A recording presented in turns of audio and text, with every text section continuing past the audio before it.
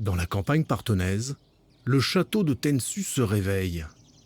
Ses douves sombres entourent la forteresse comme un miroir silencieux et nous invitent à passer de l'autre côté.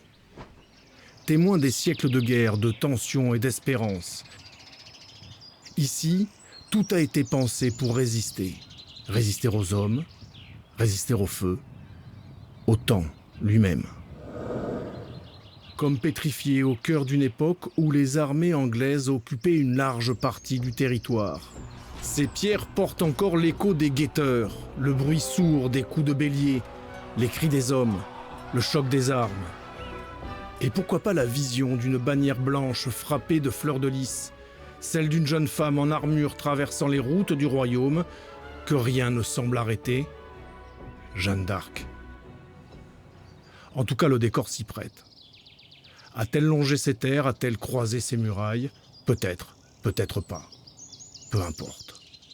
Le château de Tensu appartient à ce monde-là, à cette période où les châteaux forts faisaient l'histoire et permettent à ceux qui les visitent, l'espace d'un instant, de revivre les aventures qu'ils nous soufflent.